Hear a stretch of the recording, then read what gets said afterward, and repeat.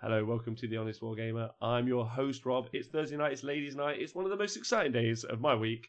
It's Thursday, and I'm joined by the two coolest cats in all of 40k. Nikos, hi. Hello. And also Tom, hi. Yeah. I don't know why you're laughing. You just deadpanned me. Yeah. You just deadpanned me in the eyes. Big Goldfish, welcome to the show. Okay. So welcome to Thursday night. We've got an exciting show lined up, but before we talk about what's going on the show, I was going to ask you how you both are. But to be honest, there's people more important than both of you.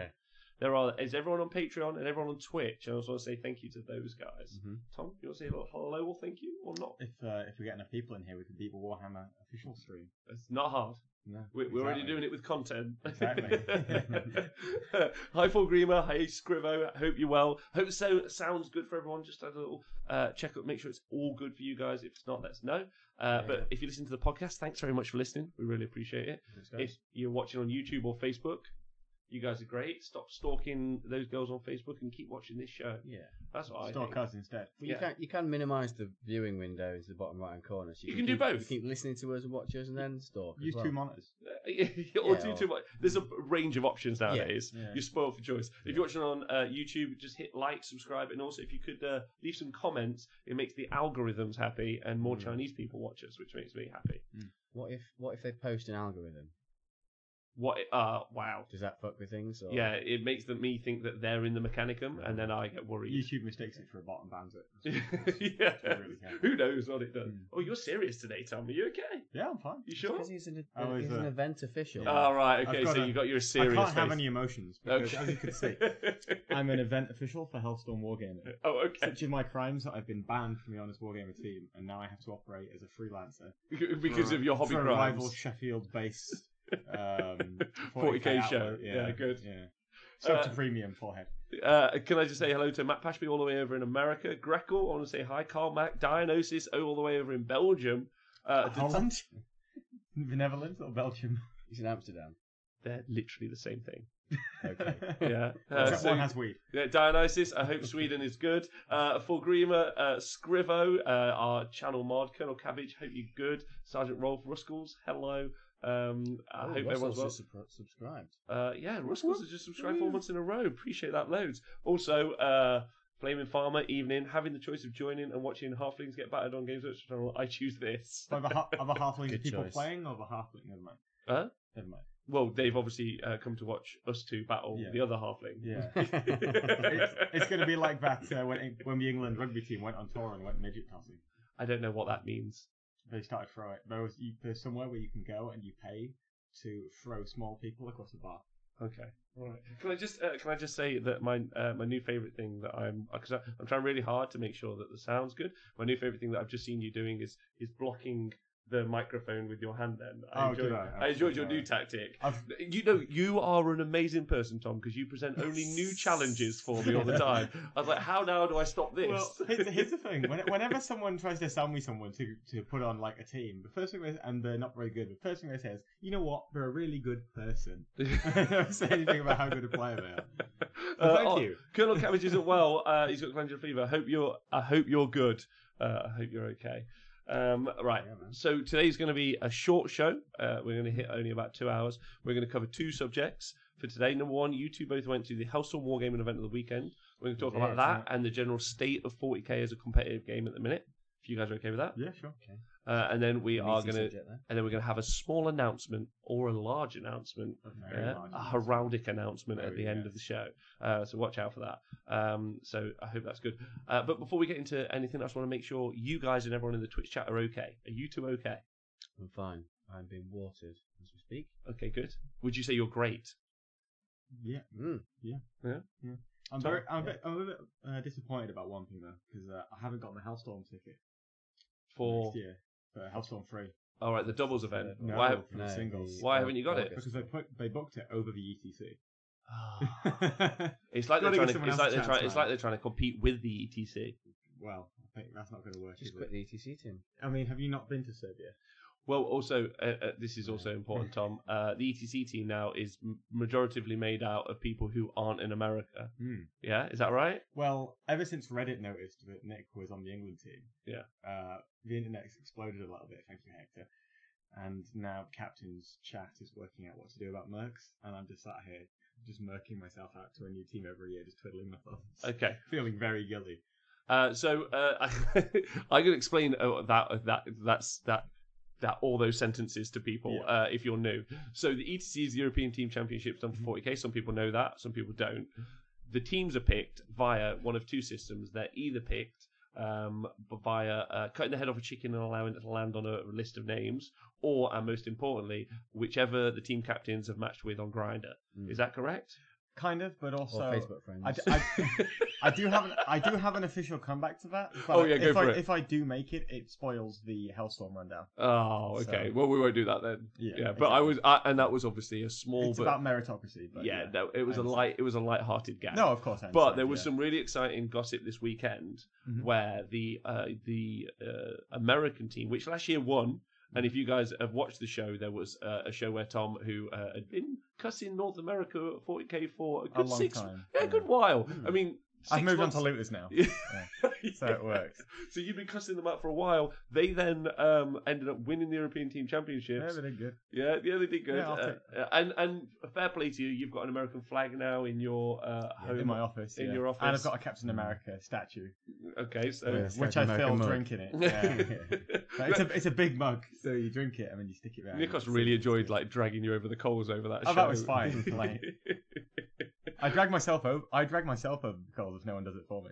Pardon me? This is why I've been. Well, if no one drags me over the coals, I just do it myself. Yeah, That's yeah, why I post which is loot, fair. like crystals. So what happened was they won, and now obviously you would expect the same team to return, or would be picked. I agree that there's probably some conversation around that, but this is just the drama in short. Mhm. That isn't the case, and a lot of those very successful people, including a man called Nick Nanavati, if you guys don't know who he is, he professionally gets paid now, or at least sponsored to do Warhammer.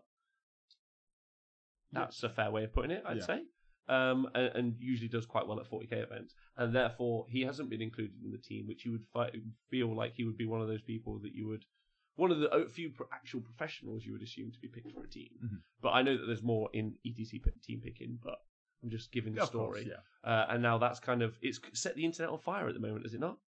The story? Well, it was more he didn't get picked and no one noticed, and then England posted their team, and only the people who are kind of in and around the English ETC circle noticed, and then Reddit noticed that England had picked Nick Nanavati this weekend, and that kind of imploded, and then the dregs of Reddit posted it on Facebook, and then the dregs went on the Facebook comments and started calling him a traitor and all sorts of nonsense.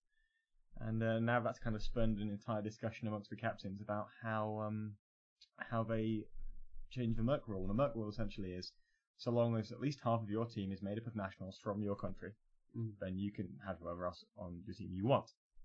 And there's a bit of a discussion going on now in the captain's chat. Oscar is a vice captain, he wouldn't know. About what they do with mercs. Which so mercs being mercenaries. Yeah, the people who aren't nationals to teams but are playing for teams. Okay, and as someone who's been a mercenary for 3 teams, it's a bit up in the air with me. You're a mercenary. Well, I'm personally affected by it, yeah. Yeah, because you like being a merc. I love it. Yeah.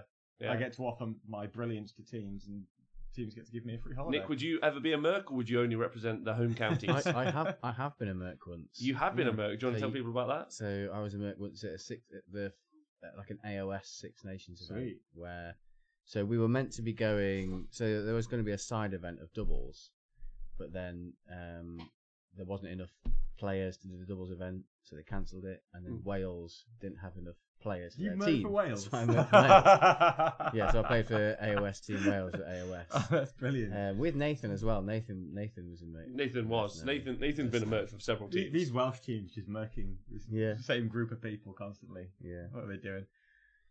Okay, so that was the gossip from that, which is almost minimal when it comes to we'll gossip. We'll see what happens when they change the rule. I'd imagine they're doing an announcement. But okay, all right, interesting. And then Scary says that Tom makes for a Merc stream, so that's fun.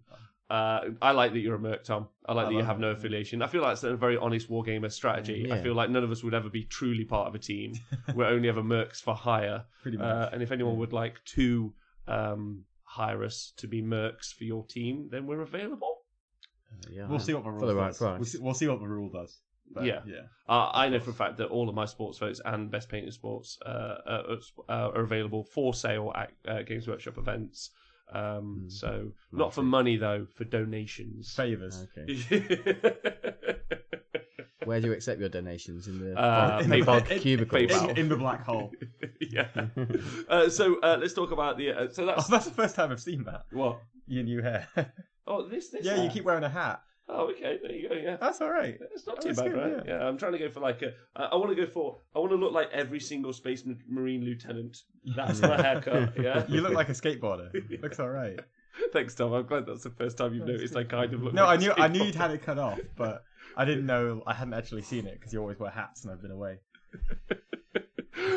Right, so this weekend you guys attended the Hellstorm Wargaming event, which was fairly unique in a way because what they do is they don't allow that you have to have a single detachment from a single. If you're playing Craft World Eldar, it would have to be from a single Craft World. Yeah. Well, kind of as well. So I submitted a list that turned out to be illegal like half an hour before the deadline, whereby I had like a Inari detachment but was all Simon Hand keyword. Yeah. And then a Simon Hand detachment. I thought that was fine because I'm just a Simon Hand army. Yeah. And apparently I had to be, or both detachments had to be Inari. Yeah. So I would either have to stick a Vizark in the other detachment, which is shit. What Vizarks are? Yeah. Are you a The Vizark. Vizark. Are you the Vizark? No one knows what a Vizark is. They just I the do. model that everyone uses as an Archon because it looks good. But doesn't I look launched it for Games Workshop. I'm very aware what a Vizark Okay, what does is. it do, Rob? What does it do in the game? Nothing. Yes, correct. I mean, it's kind of okay in combat. Is it? Kind of. Has he got 4 attacks? Ooh, 4 attacks. Are they strength 3? 4 attacks, friends. No, is he strength 3? No, he's strength. He might be strength 3 base, but he gets rerolls. The fact that you're struggling with this just proves the point, doesn't it? Fuck. Okay, it's So, bad. yeah. Let's Essentially, I just took the 2 detachments and I slurped them into one, and the list was legal. So okay. Yeah. All right. So that was a unique factor. And how did you guys, just in brief, how did you guys find putting that together, like list writing? Did you find it problematic? For the army that I eventually took, it wasn't particularly hard. It was just 4 knights. Spoilers. Yeah. But I did want to take an all Space Marine army with like lots of dreadnoughts, like a Derodeo surrounded by venerable dreadnoughts, a Leviathan, and maybe another Contemptor dreadnought. I tested it out, and it was all right, but I didn't think it'd be that great because I think for that type of army you need a lot of protection for your dreadnoughts because they can get tagged into combat. And the cheapest screen I had was scouts for my troops. And could you take it as chaos and then use cultists? yes, but for some reason, Chaos Dreadnoughts can only really have a combat weapon and a gun. You can't go double gun. So it's like the opposite of what the Imperial Knights have to Chaos. So as Chaos can take double gun. Yeah. So the Marine ones are way more versatile, but Chaos ones, on the whole, the standard Dreadnought has to have a fist and a gun, which is really frustrating. You do want a fist and a gun, though. If you're in the 40... No? You want 2 guns? When you're standing covered in... leagues away from your enemies, you can't punch them. You can wave and... I mean, wave it. You could middle finger them. Yeah, exactly. I mean, the opportunity to do this in the 40k setting, so firing while holding up a middle finger. Mine's even got a big stabby in it. There you go. Hey, Camelot, by the way, Yazfest, welcome to the show. So you found it fairly easy to put a list together because you played Knights? Yes. And Tom, did you find it fairly easy to put together? For a start, my list was illegal, so clearly not. So no. Secondly, the main issue that I had was the detachment rules that we were using. So they were saying you can't have multiple of the same type of detachment. Right. So I couldn't run 2 battalions, for example. And that meant that I couldn't really justify running my orcs because in order to have enough CP for me to run it properly, I needed to take a brigade. And if I'm taking a brigade, I've got to pay for war bikers or storm boys. Yeah. But I didn't want to do that because then I'm already taking my list down from 1750 to like 1600's worth of actual models. Yeah. And I'm just like, also Mikey wouldn't let me use the mech guns, so. What, the crystal mech guns? Yeah, I don't know That's why. so shocking. I know. I can't believe. Did you have a word with him? Did you say? I mean, there were worse hobby crimes on display, so I don't know why he didn't let me use them. Nick's Knights look lovely. I think that's a horrible thing to say. That's really mean. I'm sorry. I'll say that for private. But... for the off-air chats. Hey, Witch King, by the way. Shocked Pikachu face. We all need that. Doesn't let him use mech guns. Okay. Right. So. Thank you, Dan. I appreciate that. So that was cool that you guys. So it was single faction, which I think is good. And again, if you listen to last week's show, why that's really interesting as well is obviously the ITC, which it was an ITC event, which you can find on Frontline Gaming's website if you're not sure what an ITC event is. What was interesting about that is that they've now said that in order to score ITC points for your faction, you need to be completely one faction in your army list to eventually be the best Yunari player. The best. Yeah, I know. Like whether or not in their ranking system. Yes. And me and Nick had a really interesting talk about that, which we might talk about at the end if we get time. About what we do as the show, right? Because it's so hard, especially as you guys just went to an ITC event. We'll talk about that. So you both took an army list, and what was in your army list, and why did you take it? That's quite important. And Tom, over to you. Right. So I ended up taking this one detachment, which was a battalion, and it had Yvrain in it, and it had a Farseer in it, and then I had to clump my Warlocks together to make a Warlock Conclave, just so they'd fit in the HQ slot. So I had a Warlock Conclave in there. 3 squads of 8 Storm Guardians because they're cheap as chips. Then I was running with 2 squads of 9 Scatter Bikes, so that is Wind Rider jet bikes with scatter lasers on. Yeah. And I also had a squad of 5 Striking Scorpions in there as well. Nice. I had a squad of 9 Shining Spears with all the toys. 3 squads of Dart Reapers with Tempest launchers. Only minimal squads, just 3 squads of 3 with the Tempest launchers. And I had a Wave Step in there with Vectored Engines. I believe that was everything I ran. Okay. Would you Warlock Conclave? Can they split up? No, so they don't even have a character keyword. Oh, really? Yeah, so they can only cast 1 power, but they know 2. Oh, okay. So then you Quicken and Jinx, and it was having to pick each round which one I wanted to use. But then I could use a stratagem to double its range after I cast it. So I could get a 36-inch range cast, which meant that even though they're not characters and they're quite easy to shoot at, you could hide them in buildings and then just cast powers off, because you don't need line of sight and you've got a big range.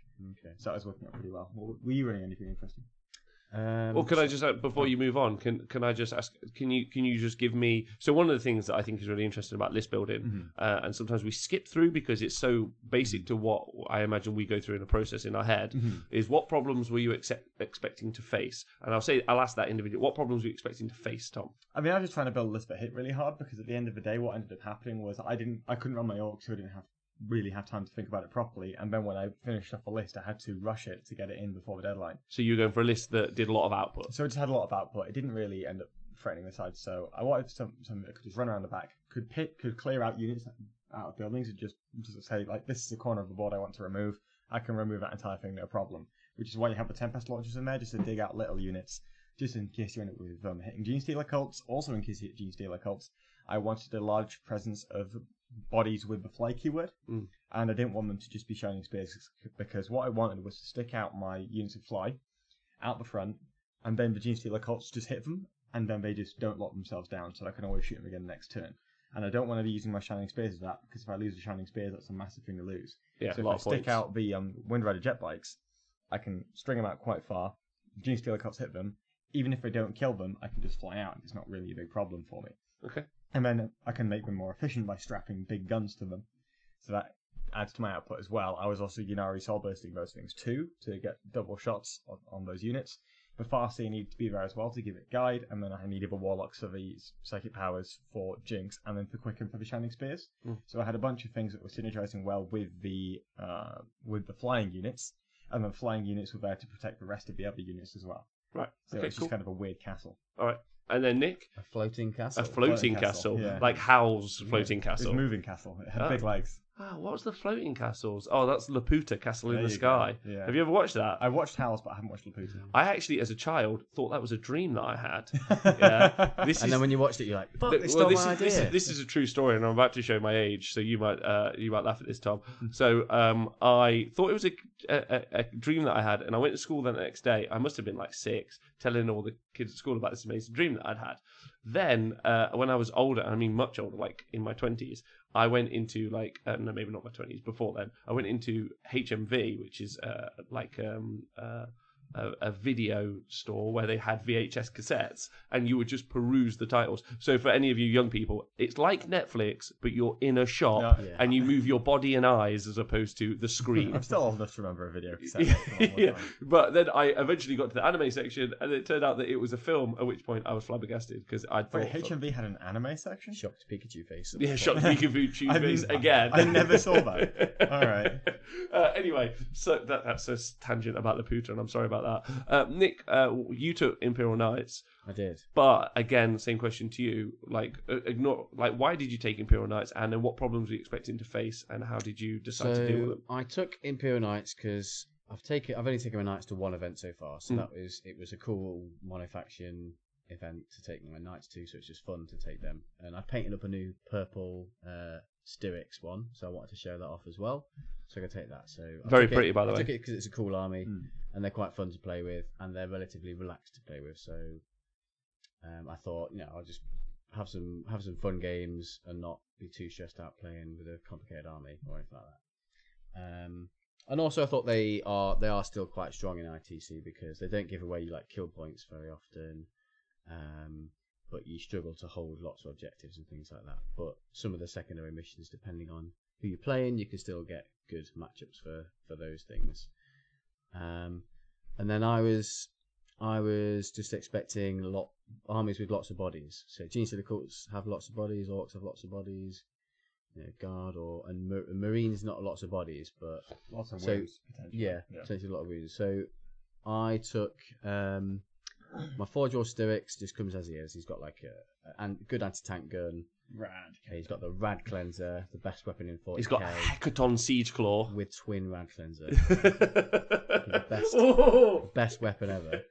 And then he's got a nipple Graviton Crusher to crush some Gravitons. He does. The glee that you've always had when we've done fight nights, while you've graved stuff and Rad Cleanser's fucking brilliant. Yeah.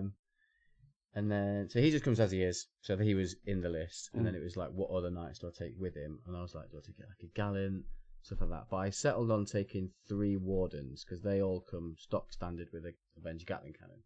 So that's lots of anti-horde. It's good against vehicles. It's good against Marines. It's got AP. I think it's just a fantastic all-round weapon.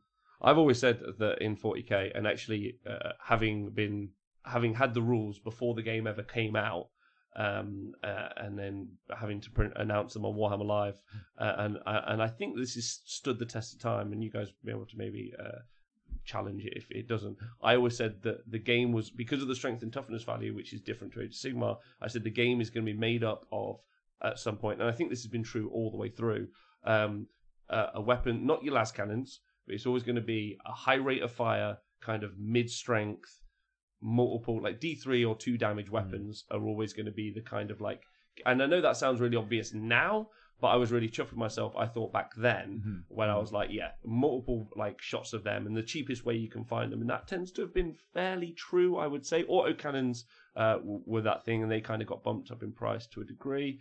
Then you had Dark Reapers. You had a lot of Fire Raptors, had a lot of shots that were kind of similar. And then the Avenger Gatling Cannon, although it's strength 7, so it's kind of on the strength 6. Also, okay, so it's 12, strength 6, AP 2, damage 2. Just think it's a just really good all-round weapon. And that's my point, right? I think it's more efficient across the board all the time because anyway. Because I found over the weekend killing chaff, it was really good, but then also against vehicles, it worked really, really well as well. Yeah. Okay, perfect. And then Scrivo in the chat is saying a lot like looters. No. But you can't say that because it triggers Tom. No, just 8 looters are AP1. Everyone can bring looters if they want to. They'll lose, but they can bring bring the average down, so I can look better with my own. Looters. Okay, so those are the things that you thought you were going to face, and the problems that you had. Yeah, so I had the Styrics, and then I had 3 Wardens with Avenger Gatling Cannons. 2 of them had fists, one of them had the chainsword, and then the one with the chainsword also had the Icarus autocannons for some cheeky and a little bit of extra anti-flyer stuff. Because we have seen in 40k currently a lot of flying units, specifically because of Tom. Yeah. Yeah. Okay, good. Yeah. All right, so so you guys rocked up to the event. So I need to ask you the classic questions that you ask of an event. Where was the event held? Mansfield. Okay. Tom, do you want to describe Lovely Mansfield? Mansfield. No. For it wasn't quite Mansfield. It was Sutton and Ashfield, which is the sticks of Mansfield. You know the very first scene in Terminator. That's accurate, but then you need to mix that. I think quite importantly with, And also later on in Terminator 2, when she has that like flash forward dream, and she's at the park, exactly, and then everything turns to ash. It's just like a skeleton. Yeah, that's basically Mansfield. Yeah, that plus imagine that is the setting, and everyone who lives inside of that setting is an extra Dead. or a character from Snatch. Oh, okay. So I watched Creed 2 the other day. And in Creed 2, he goes into the desert and he trains with these big, like, heavy dudes in, like, the straight wilderness. When I went to Blood and Glory, the place I went to train was Mansfield. And it was about the same thing. Are you saying that as a 3-year running ETC mercenary, Mansfield is your proving ground? People come and find you there while you're... No, I go and find things there to hit. Okay, so that's Mansfield. Yes. But quite cool 40k setting. We've said this before. Sanctuary's the venue, and it's quite cool. It's an abandoned church, so the gothic feel of 40k. It feels pretty at home, right? Yeah. And it's got all the boards from the old Maelstrom Games, which was a venue down in the south of Mansfield, which was like pretty prolific. And it's got all their old boards and a lot of their old terrain and stuff. It's quite cool, actually. Okay, nice.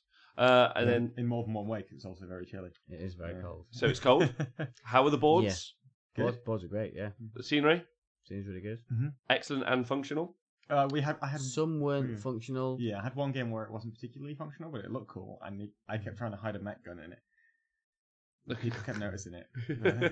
So by functional we mean does it block line of sight? Yeah, well, that's one of the definitions of functional. Oh, what are the others for you? Well, it was more we had issues defining where it ended and where it started because it was just weird bushes. Okay, fair point. But generally, Warhammer World is our medium. Yeah. No, it's not our medium. It's our below average Warhammer World. How would you describe this? It was above that. Yeah, I'd say above it. I'd say average or above average. From what I saw at the LCO, I would say it wasn't as good as the LCO scenery, but it was not too far off. Okay. No, LCO scenery being some of the best scenery we've seen. Yeah, above average, but below what we saw at the LCO. Okay, cool. So LCO is still our top standard. We should get a Top Gear chart for scenery. And the only reason we bring it up, it's quite interesting when I do the Age of Sigmar show. I always go, the scenery was not very good, and then everyone who plays Age of Sigmar was like, they're like, what does he mean? The scenery was not very good. It's such a 40k thing to be like, how was the scenery? Does he mean it wasn't very nice outside? yeah. Hand dryers or paper towels in the toilets? Neither. Was it handshaking time? Yes, handshaking time. Okay, good. Food. Really good. Food was really good. Yeah, they had a Jamaican chef coming in. Yeah, he was good. So like rice and peas and jerk chicken. What the fuck? That sounds amazing. You'd have loved it. I would have loved it. Yeah. Just because I like dark-skinned women. Yeah, I would like Jamaican food. No, like, I remember you keep taking me to these strange food places that I've never heard of before. Like last time you took me to that Belgian chip place that I'd never heard of. And that's true. All of the stuff. Frites. Yeah, there you go. Yeah. Frites is closed down now, sadly. Oh, has it? Yeah, but it was a good. It was a good. I don't know. It was a good concept. It looked popular. Yeah, I thought so. That's Sidetrack. now. Yeah, we sidetrack that. All right, solid. So I think those are all the key. And then finally, organisation. Yeah, I thought they were pretty well organised. You know, all the WhatsApp information that we were sending out, bombarded with information. I had to leave both those chats now. I've left now. I'm finally done. You out? I'm out. I'm done. Okay, good. Nikos? Yeah, I think they learned a lot of lessons from their first event that we went to in August last year. I think because the first event they had like a really sort of complicated end of round scoring mechanism, but I don't know if they made that up themselves or was that ETC? That was ETC, yeah. But this year they just used straight ITC. Everyone was used to it and it was nice and simple. They did it straight into the app. And obviously using the Best Coast Pairings app to do the draw and things like that. Yeah. They had an issue with round three because it came up as Nikos was playing two people on the same table on different tables. But that was a BCP app, I assume. But before that, he was playing me, and then it changed. I really wanted to play Tom. I really wanted to play Tom. Yeah, your Gareth would have kicked my ass because I thought I was going to play you in round 4. Garrett's a lovely guy, the guy that runs BCP. And when I was at Adepticon last weekend, I was hanging out with him, and he gave me a lovely toy. He gave me one of those things that you put on the back of your phone, and you kind of like those things like that people have. No, that's a magnet. Oh, it's a magnet. Wonderful bloke, but whenever like people go, BC Hack was shit again, I'm like, fuck. And I don't want to be mean about it, but it does constantly fuck up, right? But why I brought that up is obviously it fucked up, but obviously they handled that right well, and they did a manual job by reading it out. Yeah, Mikey stood on a pulpit just screaming, didn't you? Yeah. All right, nice. You've got to go with the flow when shit goes down. So. It's pretty chill. Anyway, so okay, so I think that's all of the key questions. So organisation, great. Price support, solid. Price support was really good. I don't win anything, so. Oh, spoilers. But price support, good. All right, solid. Yeah. Well, sounds like a great event then. Before we get to the games, and I'm sure those guys will take any or all of that feedback very well, because those guys themselves, if you've never met the Hellstorm Wargaming guys, are wonderful people. All right, solid. So games. Who wants to go first? And how did it go? I'll go first. Okay. I think you might have a picture. I shall look at my picture. Can I start this so I can see the picture? So that. Yeah, go for it, man. So first game, I had a chap called Dean, and he was very new to 8th edition 40k. He'd played previous editions of Dino. Like that. Oh, Dino, yeah. Dino. Yeah. So he was quite new to the edition. He was a bit rusty on the rules, but we had a good game. So he had demons. So it was a good matchup for me because he had demons. So he had very little shooting. It wasn't a particularly optimized list. Yeah. So the demon, it's the Nurgle demons list, right? Nurgle and Khorne. Oh, nice. So he had like some bloodletters in there. So he had no bloodletters. So he had like 60 plague bearers, some Nurglings, big Demon Prince not Demon Prince Nurgle. Great and clean one. Great and clean one. Was that not Rotigus? No, it wasn't. Just a generic Great and clean one. Nurgle Demon Prince, and then he had a Soul Grinder, and then he had 3 units of 5 Khorne dogs, and then he had. I apologise for making that noise. Blood. I don't think they make that noise. Oh, that's getting clear. So he had Bloodthirster, which I was scared of because that can fuck up a knight in combat. It can. And then he had the Demon Prince with a Skull Reaver, which can also fuck up Demon Prince's knights in combat. Yeah. So they were the two things that I was going to stay away from. He deep struck the Bloodthirster, but basically I just because I deployed first and he deployed afterwards, and I just basically moved away from his Khorne Demon Prince as far as I could, shooting. So I went first. I was holding as many objectives as him, killing more because he didn't have any shooting. So he was going to struggle to kill more or kill anything really. And eventually, so his Bloodthirster did come down, deep strike, and got into combat with my Styrics, my Warlord, who sort of went long on his own, while the other 3 knights stood back at the back. But then I rotated my Iron Shields in combat, so I had a 4+ in combat. He did really well with his hits, but my Warlord just tanked not all of them. I think he saved like 4 out of 6 wounds. So who was your Warlord? One of the Crusaders? The Styrics. Yeah. So he has a 5+ invuln in close combat, right? Yeah, so I rotated it to make it a 4. Tanked most of the damage, and then turned around with his Hecaton Siege Claw and used the clamps on the Bloodthirster. Yeah, just clamped him to death. Didn't get him first round, but did like 6 damage to him, and then did 6 damage to him next round. And then in his next turn, he swamped him with more plague bearers, and a Demon Prince. Warlord still stood there tanking it all, and then eventually grabbed the Bloodthirster again, did another 6 damage with his claw. But then later on, this was a big mistake that he made. He did eventually get his Khorne Demon Prince into one of my knights, into one of my wardens. So we had the Bloodthirster and the Demon Prince in the same time. I did say, because he was quite new, I was sort of giving him some advice on, like, I can potentially interrupt for 2 command points. So make a good decision.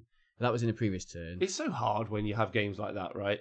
And I don't mean this in a negative way. I just mean when you've got someone who's so new, there's the point where you want to help them, because you do want to help them, but you're also like, don't lose your own game by helping the person. And it's nice that you took the time to try to help.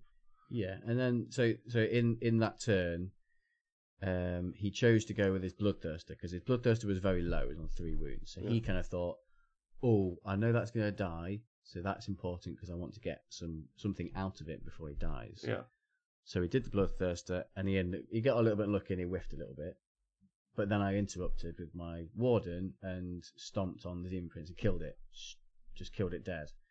And he definitely should have gone with that first because that Demon Prince could have killed that knight in a round of combat. Quite comfortably.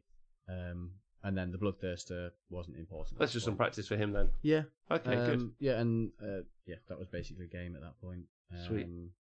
I mean, the knight's not being shot at is pretty massive, right? Yeah, because they could just walk around shooting Avenger Gatling cannons at plague bearers all day, and they were particularly good against the Khorne dogs because they're 2 wounds. They've just got a fire up save. So I'm threes and threes, fire up save, kill each one through kills a dog.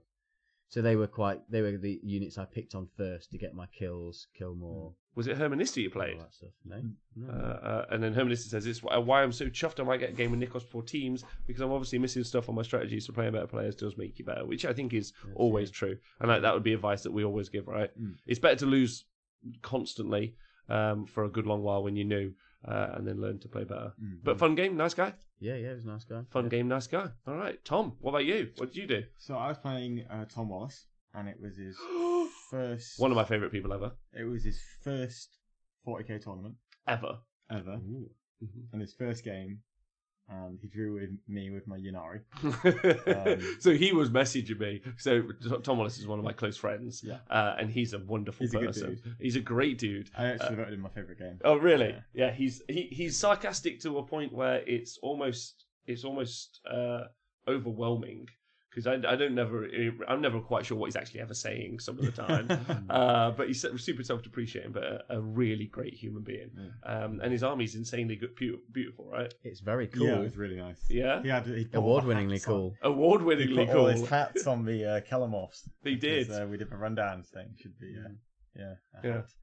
But, yes, did you enjoy it? I gave him some training on getting an extra Kelemorph. I know. So he was very conscious about placing his characters correctly and my forewarning. Good. Yeah, he was very conscious. So he was. Did that help him? Well, he was playing GC like us, and so he had a bunch of mortars. He had a squad of 10 bikes with all the demo charges, just like the rundown. A squad of 4 bikers, I think, as well. A small squad of 4 bikers.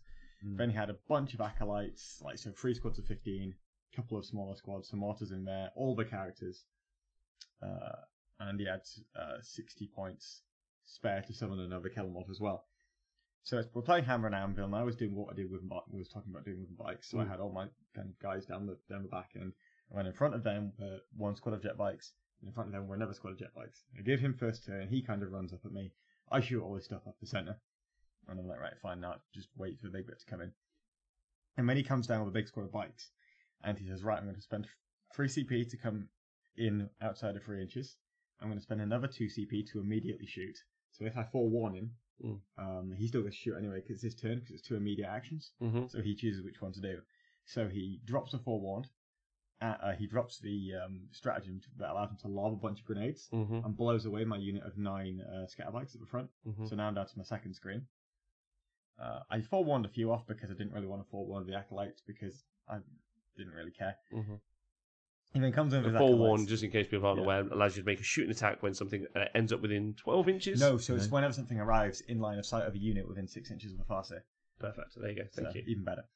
So he then drops all of his acolytes down, so that's like 45 acolytes in my face with all the characters, and he manages to charge my second screen, and he kills all of them as well. So I've lost all 18 of my scatterbikes in turn 2.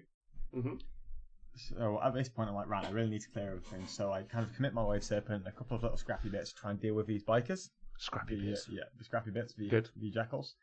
And then I send my Shining Spears off to deal with all his characters. And the Shining Spears blow away 30 acolytes and pretty much all of his characters. So he still has the acolyte Icon Ward left on 1 wound. And the Primus, I think. And that's pretty much it from that side. And then I use Tempest launchers to remove the remaining squad of 15. And at this point, I kind of have full control of the board center. He manages to remove all the Shining Spears because the Kellamorph comes down. He rolls 12 shots, hits 10 times, wounds 10 times on 4s, and I fail 7 3+ invulnerable saves, and I lose most of my Shining Spears. I'm like, from one 60-point character. Yeah. I'm not sure if we played it right, though, because they were in combat, and although the Kellamorph has a pistol, he wasn't in the combat. Right. So can you fire pistols into combat you're not a part of? No. Well, doesn't matter then. No. So he killed 7 of my Shining Spears because I goofed it rule, which is fine. Yeah. And then kill that, and then essentially I'm just kind of pushing down the center of the board. I've already capped out my Reaper points because I killed so many models. I've already capped out my Butcher's Bill, which is kill 2+ units each turn, and I've capped out my Headhunter as well, which is kill as many characters, kill 4 characters essentially to cap that out.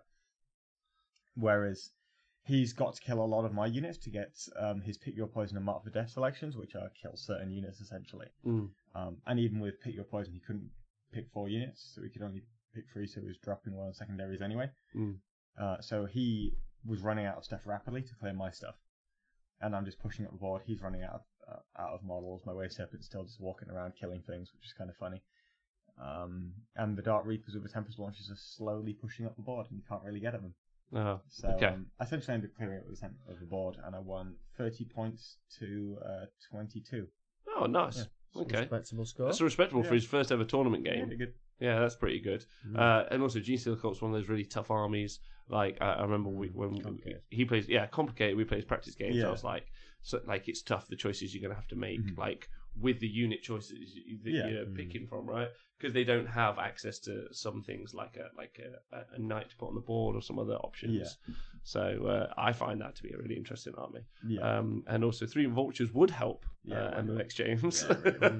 But I think that's less to do with Genestealer Cults and more to do with vultures. Am I right? Yeah. Well, it works quite well with Genestealer Cult, though. But they also work just quite well as 3 vultures. Because they're... I've not seen them in anything else apart from Genestealer Cult. No, okay. I like that you're coming around to Way of the Flyer, though. I've always. Can I talk about the fact I've always had a flyer in my orc army? Right, there we are then. I always. except when the last time you took it to, you didn't have a flyer. Yeah, I didn't have a flyer then. Yeah, but that's because because I needed to. Yeah, anyway. He's not going for that. Yeah, I'm just moving on. Thank you everyone for joining us, by the way. So that was games 1, and you both won a game. Yep. Yes. Nikos, who then did you play in game 2? I played a young gentleman called John. John. Yeah. Wow. Okay. Was he drunk? He was not. He was relatively sober. For was that it the time famous of John day. Scrivens from the Honest Wargamer? It was John Scrivens of the Honest Wargamer. The Honest Wargamer. Yeah. Wow. Okay. And he, I think, I'm not 100% sure. I'm going to make sure I get this right. He plays orcs terribly. He does play orcs terribly. I don't think he plays orcs terribly. I think he plays orcs really, really well. But the problem is he has a unit in his army that's dragging the entire thing down, and that unit is called looters. Loosters. So Loosters. If you drop the looters, then he'd be winning events. Do you mean loosters? Yes, I mean loosters. Loosters. So that's exciting. So you got to play John with all of his mech guns. I did. Was he worried about playing against you? Could you see fear on his eyes, or was he too drunk? I did see fear. Okay, nice. All right. Through the drunken. And was rage. this your first ever tournament matchup against another show host? He played me once at a tournament, but that was before we. That was before we were doing. I was playing Tower of all things at the time. Yeah. Tom deployed, and that was as much as he moved the entire game. Apart from pacing up and under the board. Yeah. I've seen Tao play. All right, so I think I've got a picture of this game here. You got a picture. So you were playing John, and as far as I was aware, John looked like he just stepped out of a gig for potentially My Chemical Romance in 2014. Yeah. Which generally happens when Scrivo wins game 1. Yeah. So he had I think he had 60 boys, lots of grots, 6 mech guns, 25 looters, and then some shock attack guns. Okay, well, because of the looters and because John thinks that they're really good, he surely would have won this game. He didn't fancy his chances just because looters aren't that great against knights. The shock attack gun go. Take the against knights. Okay, looters aren't very good. Okay. So he went first, and I think the mistake he made in his first turn, he walked up a unit of boys into sort of the centre of the board, which in my turn gave me a chance to move forward, ignore them from shooting, and just charge them. Wow. So it gave me extra movement because I want to just basically get in his grill as fast as I can, shooting and stomping. Getting in the grill is always fun. Getting in his grill, shooting and stomping him. So I just moved up my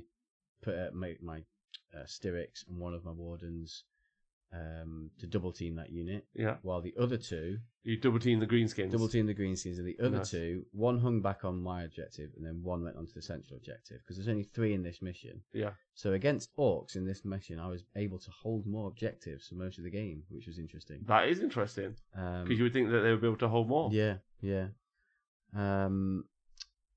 And so I obviously was going to prioritise shooting the looters because they were the easier kills, and they could do a few wounds to me. So, if you guys are unaware, and it's the first time you've listened to the show, Tom has made it his personal crusade to make sure no one in the world ever plays looters for the orcs. And if they do, I just beat them. Yeah, yes, because the general consensus amongst people is that they're good to great, whereas Tom thinks that they're lower tier trash. Loot is bad. Don't do that, please. Sorry. It wasn't. No, I know. I know. Just don't go to I tried to whisper. So, in my first turn, so he split his looters up, and I kind of I didn't intend this, but basically I shot one of my Venger Gatling cannons at one of the looters, and then he used Grot Shield on them. But it's kind of like baiting out Iron Shield or Lightning Fast Reflexes and Eldar. As soon as he did that, I was just going to ignore them for the rest of the game, and then shot the other looters off, and then next turn killed the second 10 looters. Well, you shot the 10 looters, you got a shield, and then you killed the 15 looters. Yes. No. I shot the 10. He protected them, and I shot the other 15. Killed them. Oh no! Killed them. It's like the world's most obvious bait, Scribbo. Why is he shooting the unit at 10? What? Did you chuckle when he got shielded that unit? Internally, well, no, because I didn't. Pokemon shot face. I didn't do it exact. I didn't do it. I was just sort of going right and shoot the looters, and then he did the Grot Shield thing. I was like, oh yeah.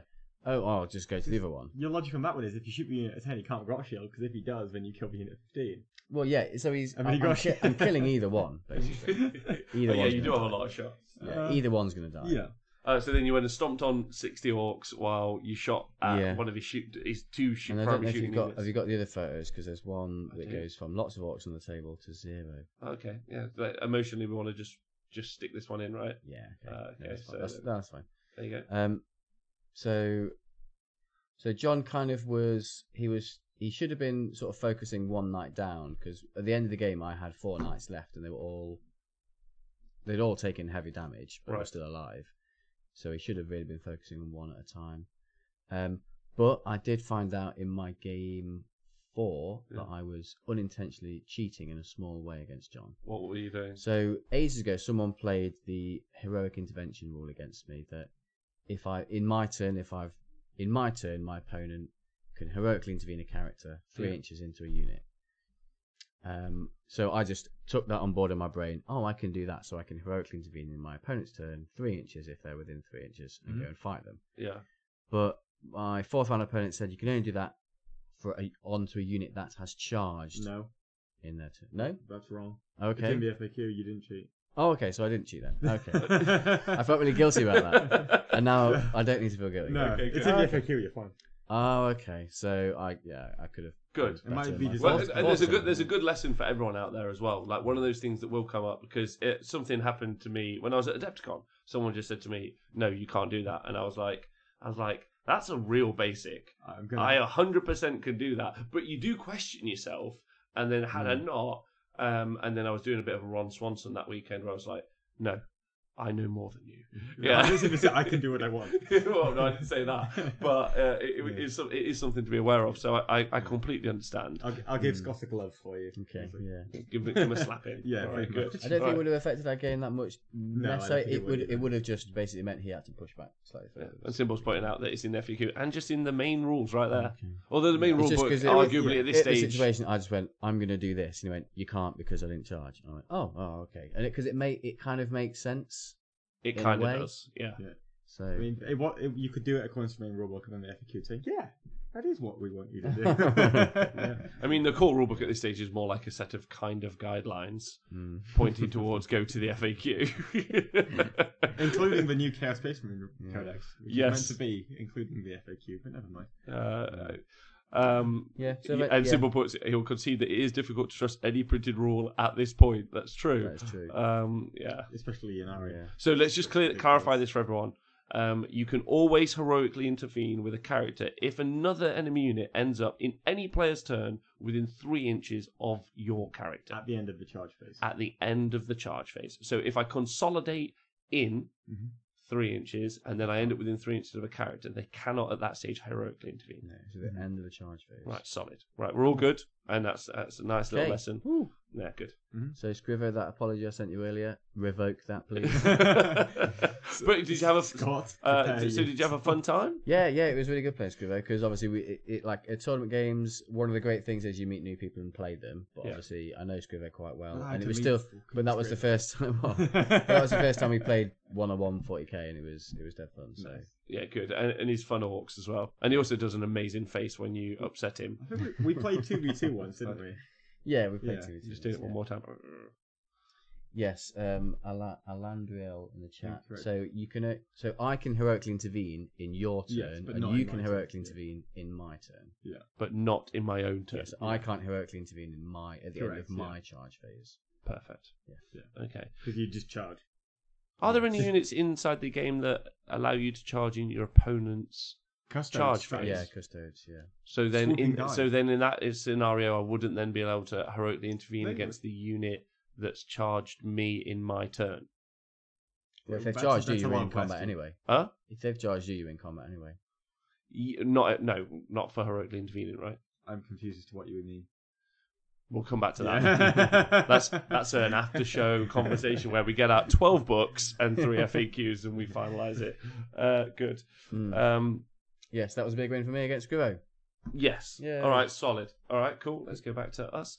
Tom, who did you play? So I was playing against Tristan Whitehead from Twisted Dice. Nice, what a debate. That was fun. He was playing with some very scary dreadnoughts called Decimators, I think.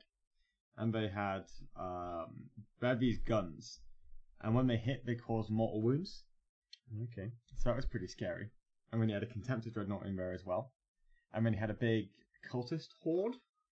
And I think he might have had Abaddon in there. Yeah, I think he had Abaddon in there. So you know what? Old Abaddon. Old Abaddon. Old Abaddon. Yeah. But yeah, he had Old Abaddon. But with the newer model, I think it was converted. It was Horus from that Forge World. Yeah, really, really good. So he's got to be upset about that. It was that mission where you had one objective in the center. Yeah. And then you placed one objective each. Yes. And then if you held both the center objective and your opponent's objective, you got a bonus point. So what I did was I stuck my objective. Classic ITC bonus points. Yeah. So I stuck my objective far out to the left. He deployed kind of opposite to that because it was I placed one, you placed one kind of deployment. Mm-hmm. So he basically deployed opposite that, and then I deployed on the far side.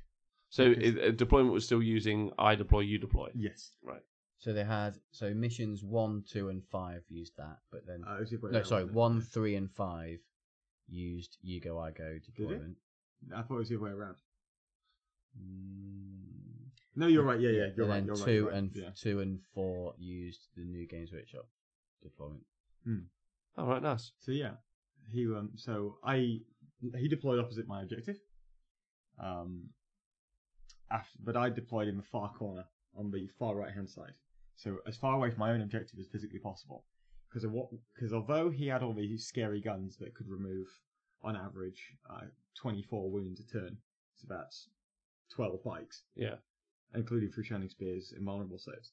He only had 24-inch range, so my plan was like, right, he's going to take all the points in the early turns, but I'm going to take all these secondaries. I'm going to try and deny him secondaries, and then I'm going to come in late turns and take all the points off him. Right. So I give him the first turn. He walks up with his decimators. He shoots a wave serpent, manages to kill the wave serpent because he can advance and charge because he's advance and shoot because he's Black Legion. Mm-hmm. Kills that. I jump out. I then take my shining spears, launch him 66 inches across the board. Well, it's more like 44. Sounds reasonable. And then I kill all 3 of his decimators. Right. Because skill plays. Yeah, skill plays. Skill plays win games. Yeah, I mean 44 inches of movement, do you say? 44 inches of movement. Yeah, I mean, it's tough to position your army. I mean, yeah. sometimes do you ever find keep it safe in the corner? Yeah. Oh, no. Do you ever find, Tom, that you made that 44-inch movement and you've like gone, I did deploy them an inch further away, so this 44-inch move isn't quite enough to get to where I need to be. Have you ever found that? I found once when I was at a GT event, the GW one, I moved 66 inches and then failed a 1-inch shot. I'm not even joking. I did it into a Storm Surge, and he had that drone that doesn't minus D3 on the charge. And even with a CP reroll, I just straight failed the charge when I was stood next to it. I'd say I feel sorry for you, but I don't in any No, way. that's perfectly fine.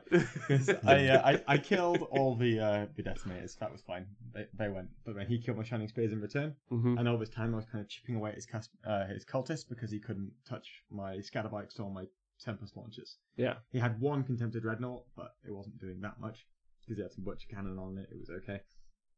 He burns his Tide of Traitors second turn as well to bring some cultists on, and he takes my objective in turn 3, so he gets a bonus point for holding the center and for holding my objective. So he gets a bunch of points there, but I'm racking up the secondaries because I had a Recon, which was stand in all the corners. I had Reaper, which is kill loads of models, and I had Marked for Death, so I tagged his freeness of cultists and his Contemptor, and if I killed for each of those units that I killed, I got a point. Mm-hmm. So I was just like, right, I'm just counting the models I've killed, kept chipping away through his units. Eventually cleared all the cultists, and he had like a couple of models left. We then got to 15 minutes left in the game. He has one model left on one wound, and Mikey stands on the pulpit and says, "Right, guys, start no more turns." Oh, Like, Mikey, you fucking dick. Get back down here and let me finish this game.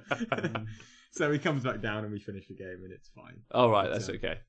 Yeah, so he Good guy to play. oh, he was lovely. He was really, really nice. I got the bonus point in the end in round 6.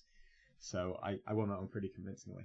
All right, good. Because I could sit off and just shoot him, and he just sat there just taking it like a pincushion. Yeah, it's So, tough. Yeah. Yeah, just again to just re-emphasize, like we do every single week, Craftworld's ability to move and deal with things at range is just so It was big. because he had such a short range and all this stuff. It was like 24-inch range on everything apart from his one Contemptor, which is 36, and he had no way to reach out and grab me. Yeah. So I just sit off and just shoot him. Which is arguably like when I come to write 40k lists, my question is always like, how do I reach out and touch Eldar? That's number one. Yeah, but then also secondarily, yeah, like how do I deal with them once they not almost always, but where they always have the option to redeploy in that at the start, at the start of the game, like which is just huge. And then short range firepower just doesn't cut it realistically. Doesn't cut the mustard. No, because we're quite long ranged. Huh? We're quite long range. Yeah, and movement is long range too, right? Basically. I don't know if Reaper and Mark for Death stack, Simon. I would assume it should because it's number of models killed and it's not predicated on the units. Sure. So. Okay. Next up. So you've both won 2 games so far. Doing those one game are proud. Yeah, man. Yeah, I'm expecting. I don't see the trophies you brought with you, so I expect there's going to be some sad story. Yes. Except Mark for Death. Whoopsie. Oh, there you go. good. Some controversy. I don't think it mattered because I won by more than 4 points. yeah. Right, good. So next game 3. So game 3, I had an awesome game 3. Not that my other games were awesome, but this one was particularly awesome because I was playing against a guy called Jay. And he, I think he is, so he's got a painting studio, Mohawk Miniatures. I made the connection at the end when he gave a prize away in the raffle of some paintbrushes, and he has a Mohawk. So, he's wearing a shirt. So that gave it away. Yeah, and the t-shirt gave it away as well. Yeah. So he had knights and then some assassins in there as well. But his knights were fucking awesome. Like You're about to see a picture of everyone on the screen. Fantastic, like to look fantastic, well painted. And they're not finished yet. Apparently, he's got to do like loads of more details. And then do you hate that when really good painters they put their army down? And they go, "Yeah, this is the base layers," and you're like, "Fuck." Yeah. So it was a really awesome army to play against, and he was nice enough to be complimentary to mine as well. So it was a spectacular looking game. It does look great in the picture that you can see there. Knights on knights. But if I was to say before going into the tournament what my worst matchup would be, I would say this matchup because he was Knights House Crast. So House Crast are the knight household that they're really good against other Titanic units. So in combat they reroll all the hits against Titanics, and they have an item where they can give a knight where all of its damage gets +2 against Titanics. So a stubber can be doing damage 3. The flamer can be doing damage 3. Avenger Gatling Cannon's doing 4 damage a pop. So I was like, I like damage 3 stubbers. Yeah. damage 4 Banjo cannon. So That's pretty crazy. That's the business. Yeah, that's the big. But so I got lucky.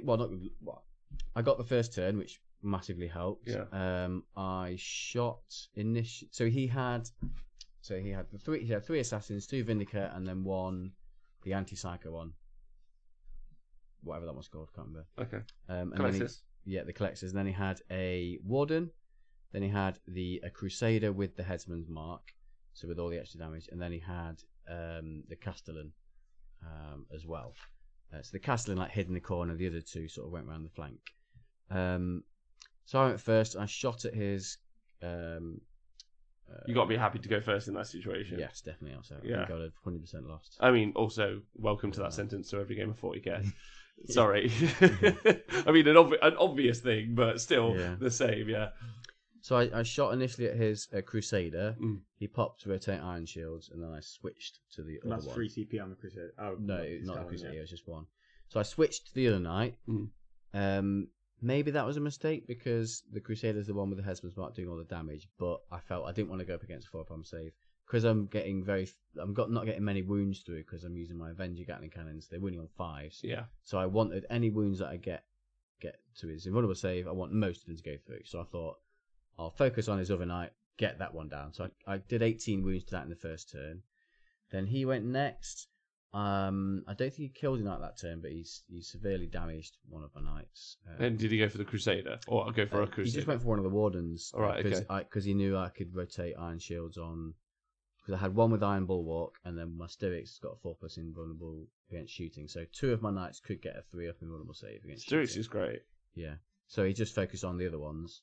So then in my turn 2, I managed to kill his Warden in combat because he charged it at me. So I shot everything at the Crusader. Well, actually, so he was smart. I tried to bait out the rotate Iron Shields on the Castellan. So I shot my Styrics at it, but he didn't fall for it. He saved it for his Crusader, which was smart. Killed his Warden in combat, but then next turn his Crusader just killed I think he killed 2 of my knight. Killed another knight in that turn. But so we were sort of trading knights. But the swing turn was turn 5. So lots of stuff died. My Warlord died, but I used the Tyrannus stratagem and he got back up again, which was nice for one more turn of fighting to kill his Crusader. But the big crunch turn was turn 5, where I had my Warden, who had the chainsaw, the autocannons, and the Iron Bulwark save versus his Castellan, pretty much 1-on-1. And the Castellan was on 19 wounds, and my guy was, I think, about 20 or 24. So it's a 1-on-1. I did not fancy my chances here at all. The Castellan, big bad boy of 40k, mixed Imperialists versus just a standard Warden. I do like that imagery though, those 2 lined up, visors glaring, lances drawn. One's significantly shorter than the other one. Yeah, there's also that little man syndrome looking up. Yeah. So I needed a long charge. So I shot him a bit, needed a long charge, failed it. But then his turn, he walked forward an inch away from me. He overcharged Call's Wrath at me, rolled 4 1s. Oh. There's 4 mortal wounds to himself, which takes him down a bracket. Oh no. Then he fluffed with his Volcano Lance. Oh. And any ward saves that he made, any invulnerable saves he made me take, I passed them all. So he did fuck all damage from shooting. Then he charged in, didn't kill me. He had 12 wounds left. So my knight went, and my knight was still on the still on his top bracket somehow. By some miracle, he was on his top bracket. 12 wounds left. So I thought, fuck it, I'll use the chainsaw because I need 2 through. Yeah. Got 4 hits, 3 wounds, and I think he saved 1 because he needed 6 to save. So I got 12 wounds through. Just chopped him in half. Oh, nice. And then he just had a couple of assassins left, which I managed to pick off. Pick off is so much more delicate way of describing firing huge knight-based heavy weapons. He was very accurately spraying and praying in that direction. Yeah, bullets the size of houses. Yeah, it's quite tough to miss. Yeah. So that was a really fun game, but by some miracle I managed to win by I think I played it well, but I needed that luck in that turn 5 to win the game. To win the game. Yeah. Heavy Night versus night games generally fairly swingy, right? Well, I think it was his game to win. Well, his game to win because he had the advantage of Crast being so good against knights. But I did have the advantage of being Tyrannus, so I got the 6-up save against all the damage, which maybe kept me in it a little bit. And then also had the get up again, Darkest Hour stratagem. Okay, all right, cool. Did you? Yeah, that's cool. Tom, you got a third game? Yeah, so I was playing against Adam Sinclair, who was playing. Gorgeous on man. League of Knights. Yeah, he was alright. I had actually had a practice game with him on the Wednesday before the event at his house. That was kind of fun. And we were playing this mission. So I'm just going to hold this map up to the camera there. Cool. This was called Search and Destroy. And the main problem with this mission is all 4 of the objectives are very near the centre of the board. Yeah. Now I've got a problem in ITC versus Knights apparently. Yeah. I can't. He had a knight army. He had a knight army. Okay. So he had a Crusader, a Castellan, a Gallant, a Helverin, and 1 Collector's Assassin. If you pass it to me, I'll And hold it while you talk. he had a Collector's Assassin. Yeah. It was my Collector's Assassin. So he was using my army against me. He was using my army against me. Wow. So the issue I had with this was, if I fly into the centre and I take the objectives in ITC, I get my face kicked in. And I can't kill the knights faster than he can kill my bikes. So all the primary points are effectively sacked off until late game again. So what I need to do is I need to kill his shooting knight as fast as I can so I don't lose very much, then jump around the board taking the points and picking up the rest of his army. Yes. So turn 1, right. I need to get the Crusader down, and I need to get the Castellan down a threshold. By the end of turn 2, I need to have killed the Castellan.